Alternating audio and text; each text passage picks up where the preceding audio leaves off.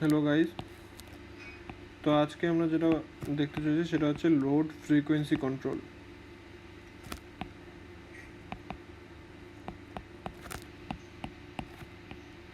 Generally আমাদের normal frequency কত থাকে, সেটা থাকে হচ্ছে 50 হার্জ।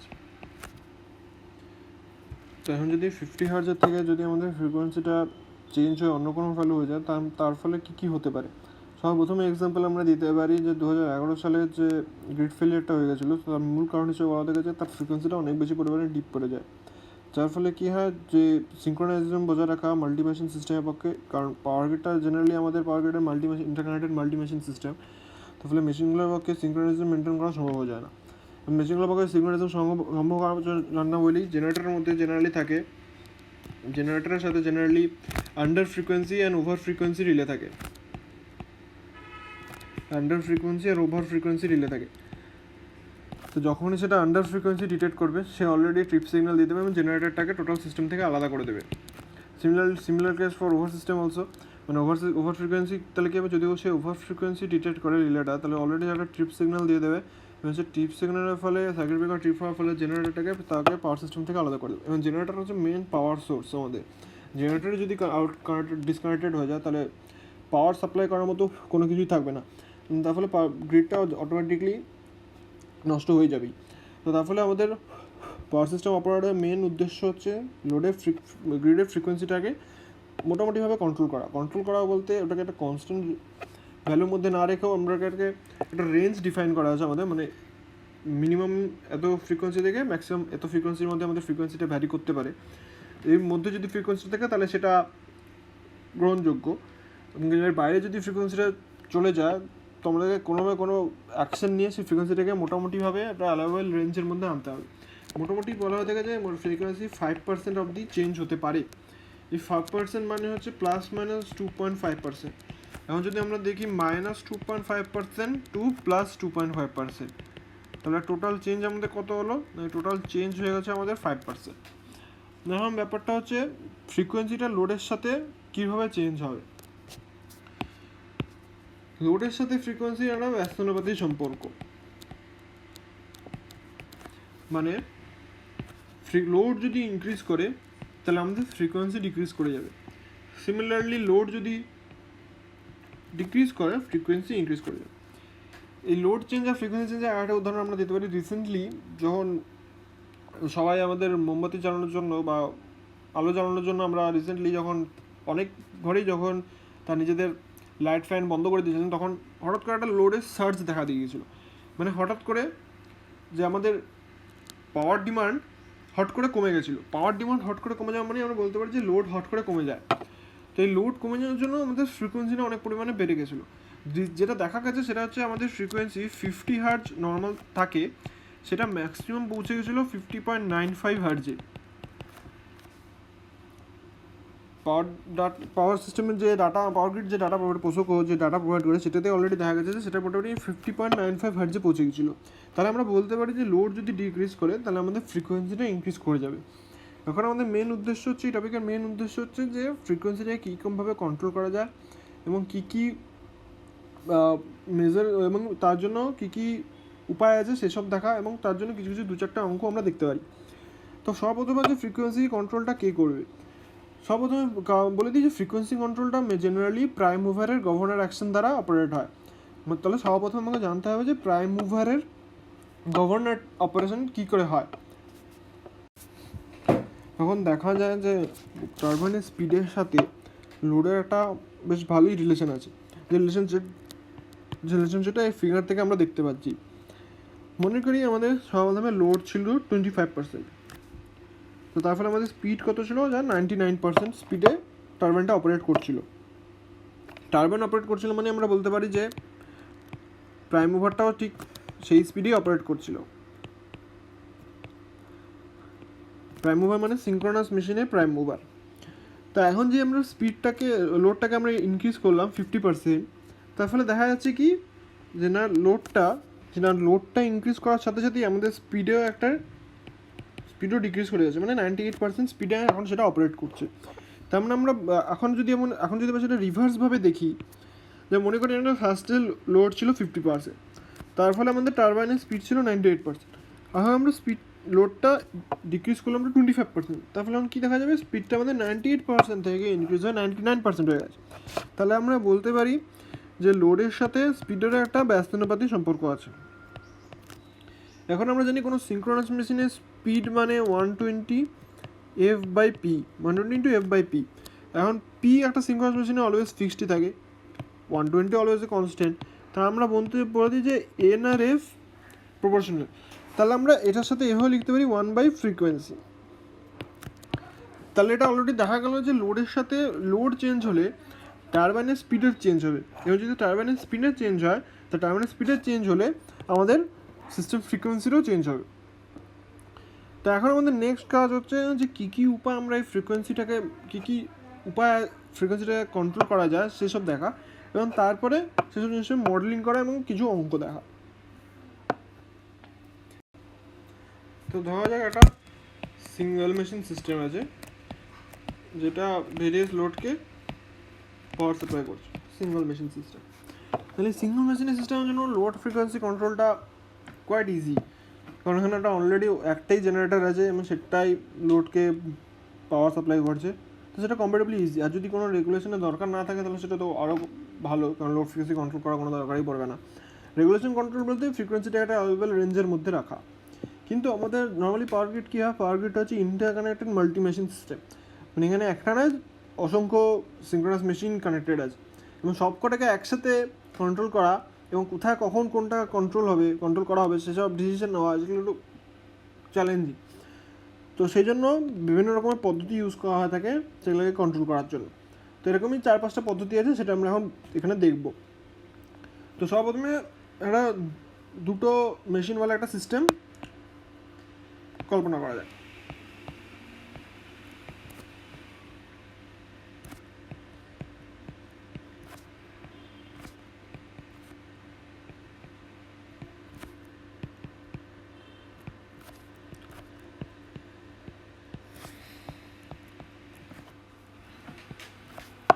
ঠিক আছে, তো এখন প্রথমে কী হচ্ছে, সাপোজ মনে করো যে কোনো একটা এরিয়ার লোডটার মধ্যে চেঞ্জ হয়েছে। আমরা ধরে নেবো যে S2-র সাথে যে লোডটা কানেক্টেড হয়েছে সেটার মধ্যে মনে করো কিছু একটা চেঞ্জ হলো, ইনক্রিজও করতে পারে ডিক্রিজও করতে পারে।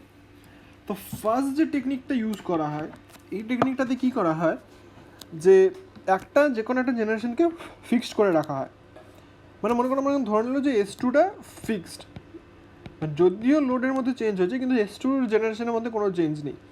এই যে লোডের যে চেঞ্জ হয়েছে সেই টোটাল চেঞ্জটা কে মিট করছে না S1 মিট করছে থ্রু টাই লাইন দিয়ে, এটাকে বলা হচ্ছে টাই লাইন।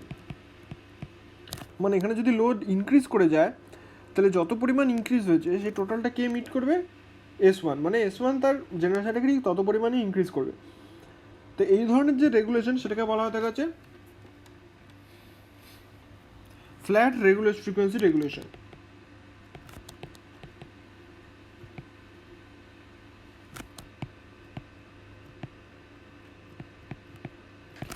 তাহলে আমরা বলতে পারি যে টোটাল যে লোডটা সে টোটাল লোডটা কে মিট করবে না S1। তো S1 যদি মিট করে তো কী করে মিট করে, যদি এখানে 20 মেগাওয়াট পাওয়ার ইনক্রিজ করে তাহলে S1ও নিজের 20 মেগাওয়াট পাওয়ার ইনক্রিজ করবে।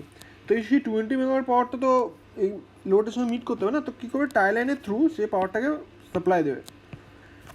তাহলে আমরা বলতে পারি যে লোডের যে পরিমাণ চেঞ্জ হচ্ছে সেটা S1 মিট করবে, প্লাস অন্যভাবে ঘুরে যদি বলতে হয় তাহলে সে টাই লাইনটা মিট করবে। তখন টাই লাইনে যদি একটা ফিক্সড অ্যালাউয়েবল লিমিট থাকে, পাওয়ার লিমিট, তার বেশি যদি সেটা ফ্লো করাতে শুরু করে তাহলে ডেফিনেটলি টাই লাইনের উপর ডিস্ট্রয় হয়ে যাবে বা ক্ষতিগ্রস্ত হবে। তো সেই জন্য এটা হচ্ছে মেন ডিসঅ্যাডভান্টেজ। আর একটা অ্যাডভান্টেজ কী হতে পারে, যে মনে করি যে আমার S2টা পাওয়ার আউটপুট যেটা সেটার এফিসিয়েন্সিটা অনেক বেশি S1-এর থেকে। তাহলে আমরা কী করতে পারি এই ক্ষেত্রে, যেহেতু এর এফিসিয়েন্সি বেশি তাহলে আমরা কী করবো, এর আউটপুটটাকে চেষ্টা করবো ম্যাক্সিমাম রাখার। কারণ যদি আউটপুট ম্যাক্সিমাম রাখি, যেহেতু এর এফিসিয়েন্সি বেশি, তাহলে আমার কস্ট কত হবে, জেনারেশন কস্ট কম হবে। এবার যদি এটাকে ম্যাক্সিমাম আউটপুটে রাখি তাহলে এটার যে লোড ভেরিয়েশনটা সামান্য পরিমাণেই S1-কে নিতে হবে। এটা একটা অ্যাডভান্টেজ এর পক্ষে হতে পারে। তো সেকেন্ড কী হতে পারে, সাপোজ এখানে লোডের 20 মেগাওয়াট চেঞ্জ হলো, তাহলে এটাকে মিট করার জন্য কী করবে, S1 নিজের জেনারেশন 10 মেগাওয়াট ইনক্রিজ করবে, প্লাস S2 তার নিজের জেনারেশন 10 মেগাওয়াট ইনক্রিজ করবে, প্লাস S1 তার নিজের জেনারেশন 10 মেগাওয়াট ইনক্রিজ করবে। মানে কোনো একটা জায়গায় লোড যদি চেঞ্জ হয় তাহলে তার দুটো জেনারেশনই মোটামুটি রেসপন্সিবল নেবে সেই চেঞ্জটাকে মিট করার জন্য। তো এটাকে বলা হয় থাকে হচ্ছে প্যারালাল ফ্রিকোয়েন্সি রেগুলেশন।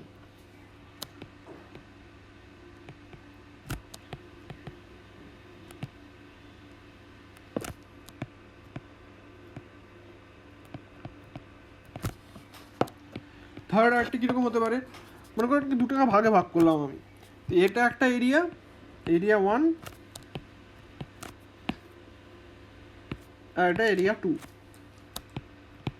তো এখন এরিয়া 1-এর মধ্যে যদি কোনো লোডের চেঞ্জ হয় তাহলে এরিয়া 1-এর সঙ্গে যে জেনারেটরটা যুক্ত আছে S2 সে টোটাল রেসপন্সিবল নেবে সেই লোডটা চেঞ্জটাকে মিট করার জন্য।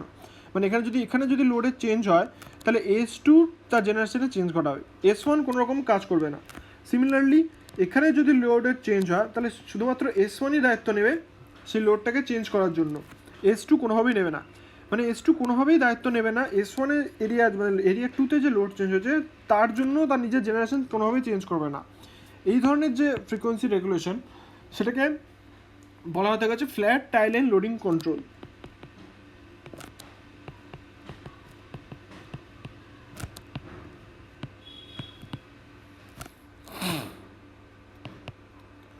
তাহলে এখানে দেখা যাচ্ছে যে পরিমাণ লোডের চেঞ্জ হয়েছে সেটা S1 টোটাল নিজেই চেঞ্জ করে তা দিচ্ছে, এবং এখানে যে লোডের চেঞ্জটা হচ্ছে সেটা S2 মিট করে নিচ্ছে।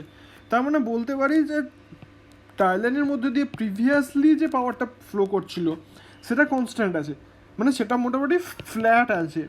ফ্ল্যাট মানে আমরা ধরে নিতে পারি যে কনস্ট্যান্ট। তো সেই জন্য এই সিস্টেমটাকে বলা হতে গেছে ফ্ল্যাট টাইলাইন লোডিং কন্ট্রোল। তো দেখো এখন একটা লার্জ ইন্টারকানেক্টেড সিস্টেমের জন্য ম্যানুয়াল রেগুলেশন করা সম্ভব না। তো সেই জন্য কী করা হয়, প্রত্যেকটা জেনারেটরের ওপরই জেনারেটরের সাথে একটা লোড ফ্রিকোয়েন্সি ইকুইপমেন্ট অ্যাড করা হয় থাকে, এবং যেটা কী করবে না ফ্রিকোয়েন্সিটাকে কন্ট্রোল করবে। সিমিলারলি আর কী করা হয় থাকে যে ভোল্টেজ কন্ট্রোলের জন্য এটা ভোল্টেজ রেগুলেশনের একটা ব্যাপার থাকে, সে ভোল্টেজ কন্ট্রোলের জন্য ভোল্টেজ রেগুলেশন ইকুইপমেন্টও প্রত্যেকটা জেনারেটরের সাথে ইনস্টল করা হয়ে থাকে। তো এই কন্ট্রোলারদের কাজ কী, এই কন্ট্রোলারদের কাজ হচ্ছে একটা পার্টিকুলার অপারেটিং কন্ডিশন যাতে ওরা মিট করতে পারে, সেজন্য যাতে স্মল চেঞ্জ লোড ডিমান্ডের মধ্যে স্মল চেঞ্জ হলে যাতে সেটা মিট করতে পারে সেটা দেখা, এবং এমনভাবে দেখা যেন সেটা একটা স্পেসিফাইড লিমিটের মধ্যেই মেশিনটা অপারেট করে। মানে যদি কোনো লোডে চেঞ্জ হয় এবং সেই ফ্রিকোয়েন্সি যাতে 51, সাপোজ মনে করি যে আমাদের লিমিট হচ্ছে 49 হার্জ, মানে মিনিমাম লিমিট 49 হার্জ আর ম্যাক্সিমাম লিমিট আমাদের 51 হার্জ মনে করি। তো তাহলে ফ্রিকোয়েন্সি রেগুলেশন কন্ট্রোলের কাজ কী হবে, তার কাজ হবে যে লোড চেঞ্জ হলেও ফ্রিকোয়েন্সিটা যাতে 51 মেগাহার্জের বেশি না যায় সেটা মেনটেন করা, এবং বা সেটা কোনোভাবেই যেন 49 মেগাহার্জের নিচে না নেমে আসা। এখন আমরা মোটামুটি একটা ব্লক ডায়াগ্রাম দেখতে পারি যেখানে আমরা কী করে লোড ফ্রিকোয়েন্সিটা চেঞ্জ হয়, মানে ফ্রিকোয়েন্সিটা কন্ট্রোল করা হয়, কন্ট্রোলারটা কী করে কাজ করে সেটা আমরা দেখতে পারি। কিন্তু তার একটা মেন কথা সেটা হচ্ছে আমরা জানি যে লোডটা যে চেঞ্জ হয় সেই লোড চেঞ্জটা কী করে মিট করা হয় হচ্ছে রোটার অ্যাঙ্গেল ডেল্টা দিয়ে। এটাকে বলা হয় হচ্ছে রোটার অ্যাঙ্গেল। লোড চেঞ্জ মানে আমরা বলতে পারি পি অ্যাক্টিভ পাওয়ার চেঞ্জ, আর অ্যাক্টিভ পাওয়ারের ইকুয়েশনটা কি E V by XS sine delta. তো সাইন ডেল্টা এখানে মানে কি, যদি চেঞ্জ হয় তাহলে আমি যদি ই ভি আর এক্সএস যদি ফিক্স থাকে তাহলে আমি ডেল্টার থ্রু দিয়ে আমি পিটাকে চেঞ্জ করতে পারবো। সিমিলারলি রিয়াক্টিভ পাওয়ারটা কী ডিপেন্ড করে, রিয়াক্টিভ পাওয়ারটা ডিটারমাইন করা হচ্ছে আমার ভোল্টেজ কত হবে। মানে একটা বাসের ভোল্টেজ জেনারেলি তার রিয়াক্টিভ পাওয়ার কনজামশন বা অ্যাবজর্পশন দিয়ে বোঝা যায়। তো এই রিয়াক্টিভ পাওয়ারটা কিসের উপর ডিপেন্ড করে, রিয়াক্টিভ পাওয়ারটা ডিপেন্ড করা হয়েছে যে মেশিনের এক্সাইটেশনের উপর, সিনক্রোনাস মেশিনের এক্সাইটেশনের উপর এটা ডিপেন্ড করে। তাহলে আমরা দেখতে পাচ্ছি যে না রিয়াক্টিভ পাওয়ার না অ্যাক্টিভ পাওয়ার দুটোর সাথে রিলেটেড না, মানে দুটো টোটালি আলাদা জিনিস। মানে আমি যদি পাওয়ার ডিমান্ড আমি যদি পাওয়ারটাকে চেঞ্জটাকে মিট করতে চাই তাহলে আমি রোটার অ্যাঙ্গেলকে থ্রু মিট করব, আর আমি যদি ভোল্টেজ চেঞ্জটাকে মিট করতে চাই তাহলে আমি মেশিনের এক্সাইটেশন দিয়ে মিট করব। তাহলে দুটো যেহেতু টোটালি আলাদা জিনিস, তাহলে দুটার যে রেগুলেশন কন্ট্রোল মানে ফ্রিকোয়েন্সি রেগুলেশনের যে কন্ট্রোলার আর যে ভোল্টেজ কন্ট্রোলার, দুটো টোটালি আলাদা জিনিস, দুটোর সাথে কোনো কানেকশন নেই। তাহলে আমরা কী করবো, ফ্রিকোয়েন্সি কন্ট্রোলারটাকে আলাদাভাবে বুঝবো, ভোল্টেজ কন্ট্রোলারটাকে আলাদাভাবে বুঝবো। তাহলে এখানে আমরা শুধুমাত্র ফ্রিকোয়েন্সি কন্ট্রোলারটাকেই দেখবো, ভোল্টেজ কন্ট্রোলারটা আমরা অন্য এপিসোডে দেখতে পারি। যদি তোমরা তোমাদের কমেন্টে বলতে পারো যে তোমরা ভোল্টেজ কন্ট্রোলারটা দেখতে চাও কিনা, মানে জানতে চাও কিনা। তো আমরা এখানে শুধুমাত্র ফ্রিকোয়েন্সি কন্ট্রোলারটাকেই এখানে মেনলি ফোকাস করব। আর একটা কী বস্তু, এটা হচ্ছে যে লোড ফ্রিকোয়েন্সি কন্ট্রোলার, এটা হচ্ছে আবার স্লো অ্যাক্টিং কেন, মানে টাইম কনস্ট্যান্ট অনেক বেশি। কেন টাইম কনস্ট্যান্ট অনেক বেশি কারণ ফ্রিকোয়েন্সি কন্ট্রোলটা কিসের উপর করা হয়, টারবাইনের উপর করা হয়, এবং টারবাইনগুলো হচ্ছে অনেক বেশি ইনার্শিয়া থাকে। তো সেই জন্য তার কী হয়, এদের হচ্ছে টাইম কনস্ট্যান্টটা বেশি হয়। কিন্তু যদি ভোল্টেজ কন্ট্রোলটা দেখি, এটা হচ্ছে আবার ফাস্ট অ্যাক্টিং কেন, কারণ এর যে টাইম কনস্ট্যান্ট সেটা কম। টাইম কনস্ট্যান্টটা কম কেন, কারণ এটাকে ইউজ করা হয় থাকে হচ্ছে আমাদের ফিল্ড ওয়াইন্ডিংয়ের ওপর এটা ইউজ করা হয়। ফিল্ড ওয়াইন্ডিং যদিও বেশি বাল্কিও হয় না, তার মোমেন্ট অফ ইনার্সিয়াও কম, তো সেই জন্য এটার টাইম কনস্ট্যান্টটাও কমই হয়। তো এখন আমরা কি দেখবো, আমরা দেখবো জেনারেলি একটা ব্লক ডায়াগ্রাম ফ্রিকোয়েন্সি কন্ট্রোল করা। এটা হচ্ছে তোমার মোটামুটি ফ্রিকোয়েন্সি কন্ট্রোল করার মতো জন্য একটা জেনারেল একটা ব্লক ডায়াগ্রাম। তো এটা এখন ঠিকমতো দেখা যাচ্ছে না, এখন এটা দেখি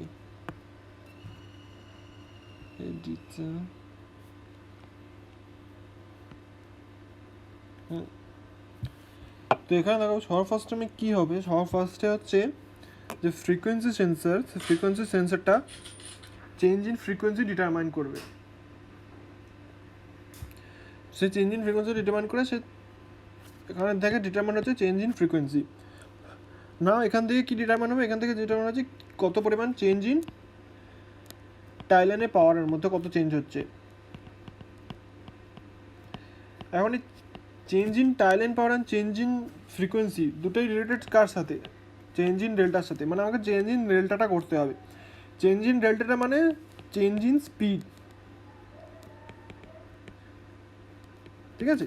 তো এই দুটো সিগন্যাল গেল আমার লোড ফ্রিকোয়েন্সি কন্ট্রোলের মধ্যে। এই লোড ফ্রিকোয়েন্সি কন্ট্রোলে গিয়ে সেটা এখন কী হবে, সেটা অ্যাম্প্লিফাইড হবে, এবং অ্যাম্প্লিফাইড হয়ে এটা একটা ফিজিক্যাল সিগন্যাল হিসাবে যেমন পিসিআই হিসাবে ভালভ কন্ট্রোল মেকানিজম। এই ভালভ কন্ট্রোল মেকানিজমটা কী করবে, ভালভ কন্ট্রোল মেকানিজমটা স্টিম ভালভকে ইনপুট দেবে যে কতটা পরিমাণ ভালভটাকে চেঞ্জ করতে হবে, যার ফলে স্টিম ইনপুটের মধ্যে চেঞ্জ হয়। স্টিম ইনপুটটা চেঞ্জ হওয়ার ফলে কী হবে, টারবাইনের স্পিডে চেঞ্জ হবে, এবং টারবাইনের স্পিডে চেঞ্জ হওয়ার জন্য জেনারেটরের যে আউটপুট সে ∆Pgi এটার মধ্যে চেঞ্জ হবে। সিমিলারলি ভোল্টেজ সেন্সরটা কী করবে, চেঞ্জ ইন ভোল্টেজটা ডিটারমাইন করবে। সেই ভোল্টেজ চেঞ্জটা কী করে মিট করবো না, চেঞ্জ ইন কিউ হিসেবে। চেঞ্জ ইন কিউ মানে ফিল্ড এক্সাইটেশনের চেঞ্জ হিসেবে, এক্সাইটেশনটা চেঞ্জ করে আমরা ∆Vটাকে চেঞ্জ করতে পারি। তো সিমিলারলি এখানে কিউভি কন্ট্রোলার থাকবে, যেটা একটা সিগন্যাল দেবে যে কত পরিমাণ আমাদের ∆Q আমাদের চেঞ্জ করতে হবে। ∆Qটা একটা ফিজিক্যাল সিগন্যাল যেটা আমাদের কন্ট্রোলেবল এক্সাইটেশনে যাবে। মানে এখানে গিয়ে আমাদের কী চেঞ্জ হচ্ছে, এখানে আমাদের চেঞ্জ হচ্ছে ফিল্ড এক্সাইটেশন। এই ফিল্ড এক্সাইটেশন চেঞ্জ হওয়ার ফলে আমাদের ∆Qgiটাই চেঞ্জ হবে। সিমিলারলি এই প্রসেসটা কন্টিনিউ হতেই থাকবে যতদিন না পর্যন্ত আমাদের চেঞ্জ ইন ফ্রিকোয়েন্সি একটা ফিক্সড এররের মধ্যে আছে, এবং চেঞ্জ ইন ভোল্টেজটাও একটা ফিক্সড এররের মধ্যে আছে। তো এই হলো যে আমাদের মোটামুটি একটা ব্লক ডায়াগ্রাম, যেটা থ্রু আমরা ফ্রিকোয়েন্সি কন্ট্রোল আর ভোল্টেজ কন্ট্রোল দুটোই করতে পারবো। তো নেক্সট ভিডিওতে আমরা দেখতে পারবো কী করে আমরা গভর্নরটাকে মডেল করব, কী করে আমরা লোডটাকে মডেল করব, কীভাবে আমরা টারবাইনটাকে মডেল করব, এবং কিছু সিম্পল অঙ্ক।